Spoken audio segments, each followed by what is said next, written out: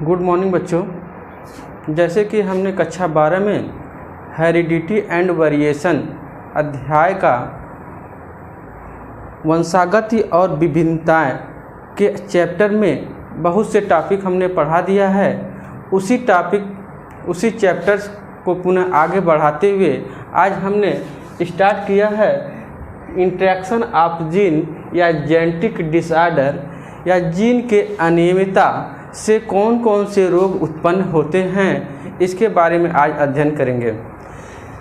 जैसे जीन के अनियमितता लिखा हुआ है, अगर जीन जो है गुणसूत्र XY पर पाए जाने वाले जीन का अनियमित रूप से इधर उधर हो जाएं तो कौन कौन सा रोग उत्पन्न होगा, इसी के बारे में आज पढ़ेंगे। इनसे मुख्यतः 3 तरह की बीमारी उत्पन्न होते हैं। एल्बिनिज्म, जिसको कहते हैं रंजकहीनता, दूसरा है सिकल सेल एनीमिया और तीसरा है एल्काप्न्यूरिया।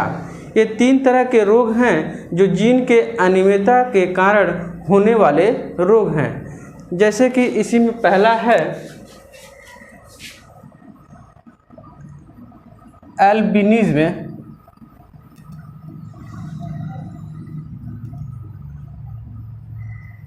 रंजकहीनता।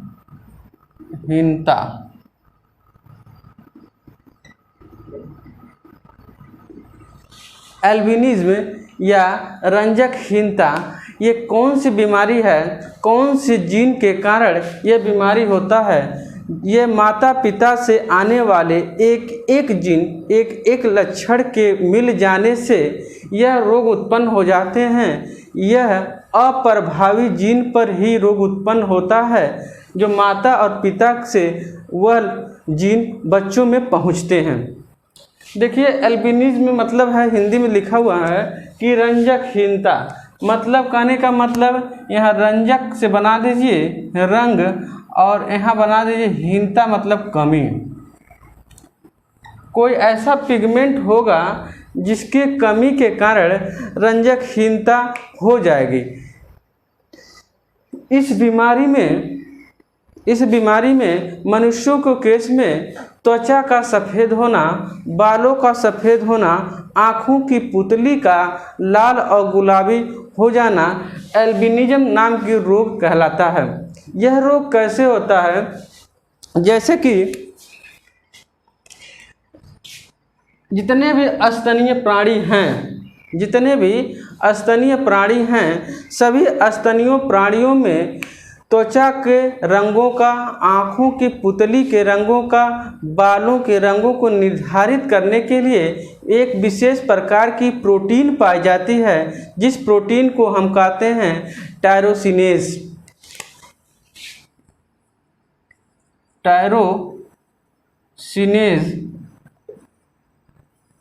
यह टायरोसिनेज एक प्रकार का ऐसा प्रोटीन है जो रिस्पांसिबल होता है मेलेनिन नाम के पिगमेंट को बनाने में। ये एक प्रकार का एंजाइम है जो मेलेनिन नामक पिगमेंट को बनाने में सहायता करता है। मेलेनिन ऐसा पदार्थ है जो मनुष्यों को, या कह लीजिए जितने भी स्तनी हैं, सभी स्तनी प्राणियों में, उनमें बालों का रंग, जैसे बालों का रंग, त्वचा का रंग,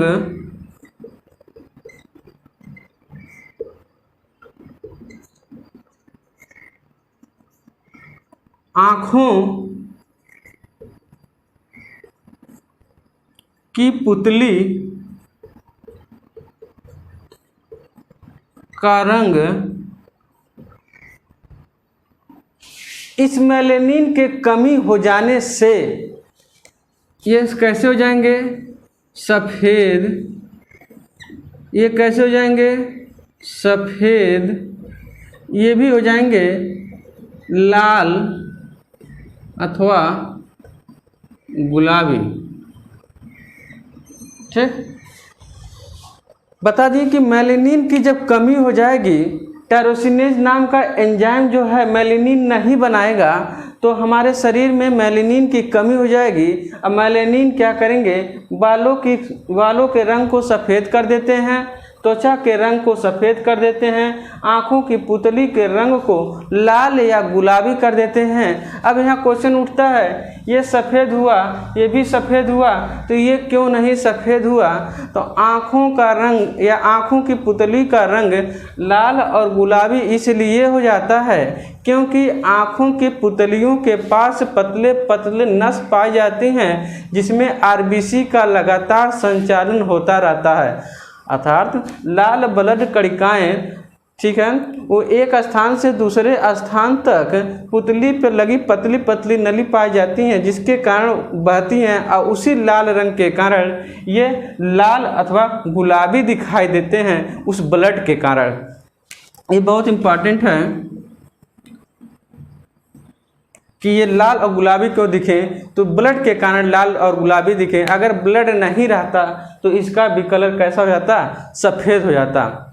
अब देखिए, अगर मेलेनिन की मात्रा सामान्य मात्रा है, सुचारू रूप से टायरोसिन इसकी मात्रा का संचालन कर रहा है, तो उस दौरान बालों का रंग नॉर्मल काला हो जाएगा, त्वचा का रंग नॉर्मल सांवला हो जाएगा और आँखों की पुतलियों का रंग भी जैसे कि नॉर्मल वे में काली होती हैं उस तरह से हो जाएंगे।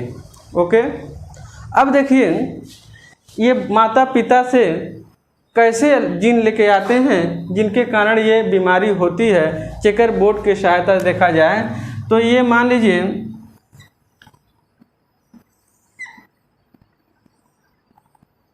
एक छोटा सा चेकर बोर्ड है। इस छोटे से चेकर बोर्ड में यहाँ मान लीजिए माता हैं और यहाँ के भाग को हम पिता के नाम से और यहाँ तक के भाग के माता के नाम से डिनोट किए हुए हैं। माता का जो जीन है वो ए और ए है, पिता का जीन है कैपिटल ए और स्मॉल ए है। ठीक, लिख देते हैं कि माता से आने वाले जो जीन हैं, पिता से आने वाले जो जीन हैं, किसके कारण रंजकहीनता का रोग हो जाता है उसी के बारे में। जैसे मेल का जो जीन डिनोट किए हैं कैपिटल ए स्मॉल ए, अब फीमेल का जो जीन डिनोट किए हैं वो स्मॉल ए। ठीक, जब इनका और इनका आपस में क्रॉस कराते हैं तो बच्चों में रोग होगा या नहीं होगा इसके आधार पर देखिए। तो यहाँ जब क्रॉस करेंगे, यहाँ capital A small A, capital A small A, small A small A, small A और स्मॉल ए। ठीक, कैपिटल ए जो हैं ये सामान्य रंग के और स्मॉल ए जो हैं रंजक हीनता रोग वाले जीन हैं। ठीक, देखिए यहाँ दिखाई दे रहा है कि एक कैपिटल ए है और एक स्मॉल ए जीन है और यहाँ एक स्मॉल जीन और एक यहाँ स्मॉल जीन। ठीक है, यह जीन या जीन गुणसूत्र पर पाए जाते हैं। गुणसूत्र मान लीजिए कि यह हमेशा बीमारी अप्रभावी जीन वाले गुणसूत्र पर ही पाए जाते हैं, प्रभावी वाले जीन के गुणसूत्र पर नहीं पाए जाते हैं। देखिए यहाँ स्मॉल ए दोनों कैसे हैं, अप्रभावी, और इसमें ये अप्रभावी है, लेकिन ये वाली जो हैं ये कैसी हैं, प्रभावी हैं। जब प्रभावी अप्रभावी के साथ रहता है तो प्रभावी लक्षण अप्रभावी लक्षण को दबा देता है, जिसके कारण यहाँ प्रभावी लक्षण दिखाई देते हैं और ये बीमारी नहीं होती है और सामान्य रंग वाले आदमी या सामान्य त्वचा वाले, सामान्य बालों वाले, समान आँखों की पुतली के रंग वाले मनुष्य हमें दिखाई देते हैं। ये था हमारा कि जीनों के अनियमितता से होने वाला पहला रोग, ठीक, एल्बिनिज्म। अब आते हैं दूसरा रोग के बारे में।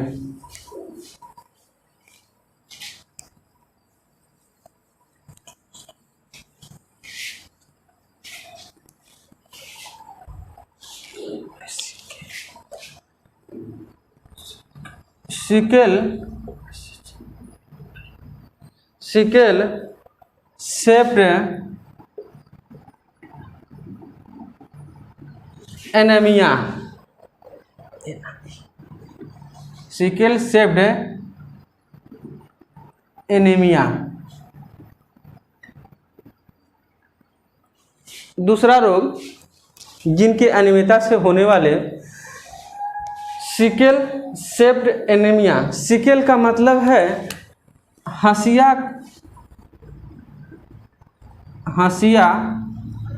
कार, सेप का मतलब आकार, एनीमिया जो है क्या है, रोग है, ठीक। हंसिया के आकार का मतलब यहाँ जो रोग होगा इस हंसिया के आकार वाले के आकार में हमारे आरबीसी कन्वर्ट हो जाते हैं। आरबीसी में पाए जाने वाले हीमोग्लोबिन इस हंसिये के आकार की आकृति ले लेते हैं, जिसके कारण इन बीमारी का नाम पड़ गया है इसी हंसिये पर हंसियाकार आकार का रोग या सिकल सेप्ट एनीमिया, ठीक। इसमें देखिए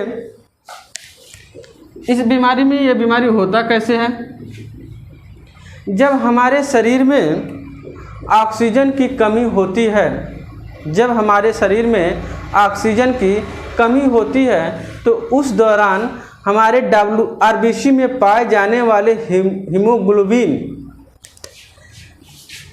आरबीसी में पाए जाने वाले सामान्य हीमोग्लोबिन को हम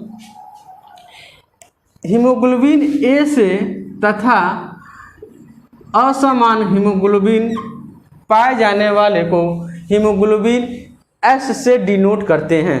कहने का मतलब यह है जब हमारे शरीर में ऑक्सीजन की मात्रा भरपूर होती है तो उस समय हमारा हीमोग्लोबिन जो होता है हीमोग्लोबिन ए के रूप में पाया जाता है, लेकिन जब ऑक्सीजन की कमी होती है तो हमारा हीमोग्लोबिन इस हंसिये के रूप धीरे धीरे रखने लगता है और उस समय हीमोग्लोबिन को हीमोग्लोबिन एस के द्वारा डिनोट कर दिए जाते हैं।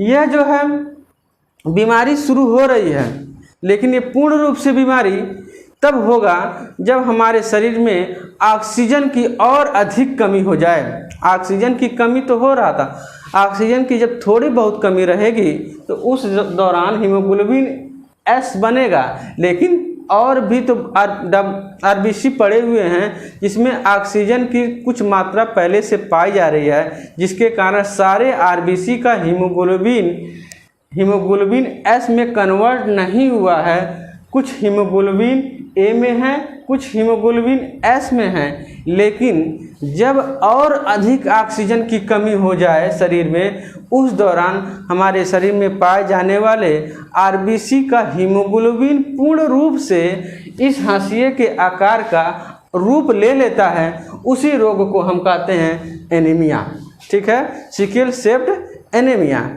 जैसे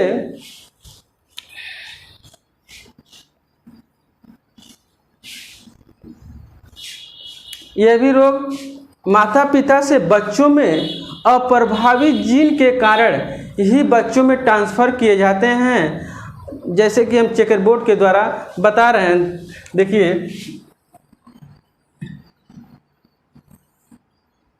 यह है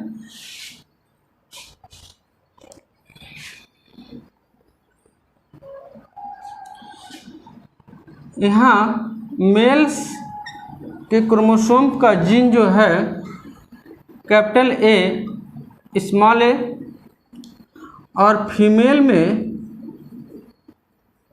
जो है वो भी कैपिटल ए स्मॉल ए। दोनों के केस में कैपिटल ए स्मॉल ए वाले जीन कैपिटल ए स्मॉल ए वाले जीन को डिनोट किया गया है। अब देखा जाए कि किसके कारण अगर आपस में क्रॉस करा रहे हैं तो कौन सा जीन उत्तरदायी है जो सिकल सेल एनीमिया वाला रोग अपने पास रख रहा है। इसमें देखिए,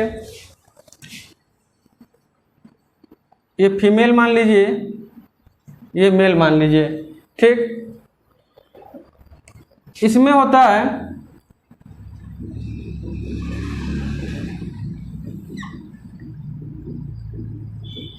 ए, यहाँ था हीमोग्लोबिन ए और हीमोग्लोबिन एस, इसको एस के द्वारा ही कर लिया जाए क्योंकि बीमारी है, एस पे आ रहा है तो यहाँ कैपिटल एस ही कर लीजिए और यहाँ एस, ठीक, एस और यहाँ भी ए और एस, ठीक। अब इन दोनों का जब क्रॉस कराते हैं तो यहाँ बनता है कैपिटल ए, इन दोनों का क्रॉस कराते हैं कैपिटल ए कैपिटल एस, और यहाँ देखिए जब इसका इससे क्रॉस कराएंगे कैपिटल ए और एस, इसका इससे कराएंगे तो एस और एस। इस तरह के 4 जीन वाले लक्षण वाले जीन उत्पन्न होंगे जिसमें कैपिटल ए जो कैसा जीन है, प्रभावी जीन है, ठीक। जब प्रभावी रहेंगे तो ये रोग इस पे हावी नहीं होगा, तो इस तरह के व्यक्ति में जो आरबीसी का ब्लड है हीमोग्लोबिन के साथ काउंट किया है वो कैसा रहेगा, सामान्य, ठीक। दूसरा है कैपिटल ए और कैपिटल एस के द्वारा, तो इसमें देखिए कैपिटल ए और यहाँ एस था तो एस आ गया है, तो यहाँ एस के आ जाने के कारण यहाँ क्या होगा, आंशिक रूप से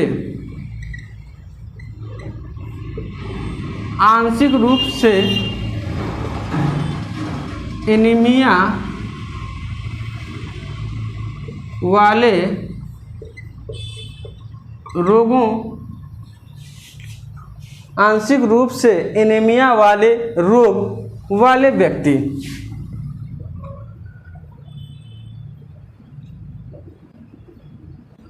ठीक, ये आंशिक रूप से है क्योंकि इसमें जो बीमारी वाली एस हीमोग्लोबिन था इसका कुछ अंश आ जाने के कारण इसमें आरबीसी कुछ हद तक हंसियाकार हो गई हैं और कुछ आरबीसी अपने सामान्य अवस्था में हैं। जैसे कि मान लीजिए ये आरबीसी है और इसी के साथ हाशिए के आकार का कुछ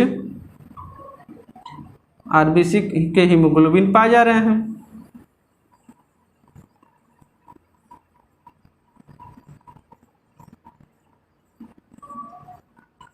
ये हो गया आंशिक, इसलिए आंशिक है इसलिए आंशिक रूप से हंसियाकार वाले हैं, और कुछ सामान्य आकार वाले भी आरबीसी हैं। इनके केस में देखा जाए तो सभी कैसे रहेंगे, सामान्य अवस्था वाले आरबीसी जो गोल संरचना वाले दिखाई दे रहे हैं। और आइए तीसरे में एस है, इसका मतलब है कि पूर्ण रूप से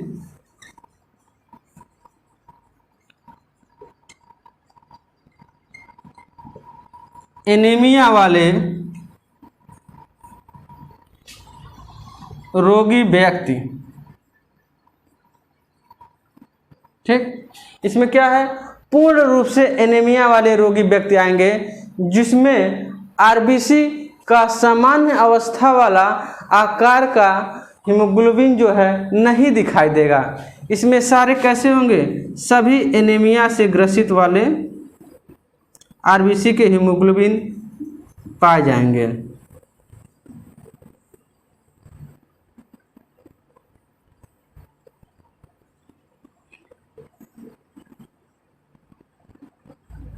ठीक, ये था हमारा सेकेंड डिजीज, जीन के अनियमितता से होने वाला दूसरा रोग की सिकल सेल एनीमिया। अब आते हैं तीसरा रोग कि जीन के अनियमितता से कौन सा तीसरा रोग होगा। तो तीसरा रोग में देखा जाए एल्केप्टोन्यूरिया।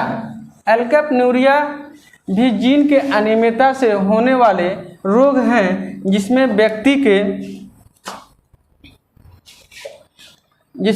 व्यक्ति को गठिया रोग या गांठों में रोग और गठिया रोग कह लीजिए, गठिया रोग उत्पन्न हो जाता है। तीसरा है एल्केप्टोन्यूरिया।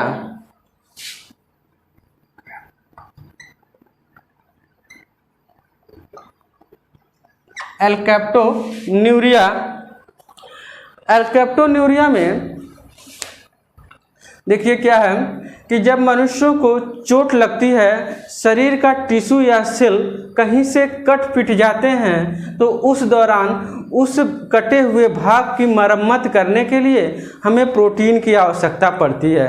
यह प्रोटीन हमें एमिनो एसिड से प्राप्त होता है। ठीक, एमिनो एसिड की कोशिका, देखिए एमिनो एसिड से प्राप्त हो गई। एमिनो एसिड कोशिकाओं के साथ मिल करके एक प्रकार का एंजाइम का सिक्रीट करते हैं, जिसका नाम है टायरोसिन।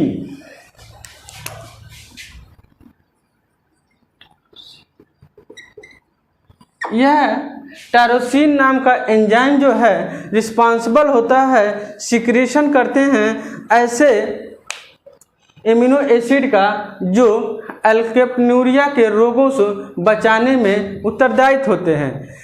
टायरोसिन एक प्रकार का ऐसा ये भी एक एंजाइम है, जिसको अगर शरीर में बन गया है तो इसका पूर्ण रूप से उपापचय करना जरूरी है, या पूर्ण रूप से इसका विखंडन करना अति आवश्यक है, क्योंकि यह टायरोसिन रिस्पॉन्सिबल होते हैं एक दूसरे प्रकार के एंजाइम को बनाने में, जिसका नाम है हीमेटोजेनेसिस, जिसका नाम है होमोजेनेटेसिस। ठीक, होमोजेनेटेसिस का भी पूर्ण रूप से शरीर में विखंडन होना अति आवश्यक है, क्योंकि अगर इनका विखंडन नहीं होगा तो ये ब्लड के माध्यम से पूरे शरीर के जोड़ों में जाकर के इकट्ठा होने लगते हैं। ठीक, जोड़ों में ये इकट्ठा होने लगेंगे तो गठिया का कारण बनेंगे। और दूसरा बात कि इस रोग का लक्षण ये भी है कि जब यूरिन डिस्चार्ज किया जाता है तो यूरिन हवा के संपर्क में आने से यूरिन कैसे हो जाते हैं, काले रंग के हो जाते हैं, जो भी क्या इस बीमारी का लक्षण बतलाता है कि उस मनुष्य को एल्केप्टोन्यूरिया नामक रोग हो गया है। क्लियर? इसमें कुछ था नहीं, ये था कि एल्केप्टोन्यूरिया कैसी बीमारी है। एल्केप्टोन्यूरिया एक प्रकार की ऐसी बीमारी है जिसमें मनुष्यों को गठिया रोग हो जाता है। मनुष्यों को यूरिन जब त्यागते हैं तो यूरिन हवा के संपर्क में आने पर काले पड़ जाते हैं, और इनमें कटे पिटे भागों को भरने के लिए प्रोटीन की आवश्यकता पड़ती है। यह प्रोटीन हमें एमिनो एसिड से प्राप्त होती हैं। एमिनो एसिड जो हैं कोशिकाओं के साथ मिलकर टायरोसिन नाम का एंजाइम का सिक्रेट करते हैं, और यह टायरोसिन एंजाइम जो है होमोजेनेटेसिस एंजाइम का सिक्रेट करता है, क्योंकि ये टायरोसिन ही जो है रिस्पॉन्सिबल होते हैं घावों को भरने के लिए, और कटे पिटे क्षतिग्रस्त ऊतक या सेल्स को कंप्लीटली रूप से ठीक करने के लिए ये रिस्पॉन्सिबल होते हैं। ठीक, ये था हमारा जीन के अनियमितता से होने वाले रोग के बारे में। 3 रोग थे, 3 में सबसे इम्पॉर्टेंट रोग एल्बिनिज्म है, जो सिकल सेल एनीमिया और एल्केप्टोन्यूरिया में एल्बिनिज्म बहुत इंपॉर्टेंट है। सेकंड नंबर पे सिकल सेल एनीमिया और थर्ड नंबर पे एल्केप्टोन्यूरिया। कुल मिला जुला के ये है कि बोर्ड के एग्जाम में से इस तीनों में से एक हमारे तरफ से एल्बिनिज्म बहुत इंपॉर्टेंट है, एल्बिनिज्म पूछा जाता है। दोनों चेंज करके सिकल सेल एनीमिया क्या है, एल्बिनिज्म क्या है, इन दोनों को हेर फेर करके अक्सर करके पूछे जाते हैं। एक नंबर में पूछा जाता है कि कौन सा ऐसा रोग है जिसके कारण गठिया रोग होता है, किसके कारण गठिया, तो एल्केप्नुरिया नामक रोग के कारण गठिया रोग हो जाता है। कौन सा एंजाइम था जो एल्केप्नुरिया में नहीं मिले तो लेकिन उनका पूर्ण रूप से विखंडन नहीं किया गया, तो टायरोसिन नाम का एंजाइम है जिसका पूर्ण रूप से विखंडन न करने के कारण ब्लड के माध्यम से जोड़ों में पहुंचते हैं और गठिया का रोग उत्पन्न करते हैं। ये था हमारा जीन की अनियमितता से संबंधित। Thank you.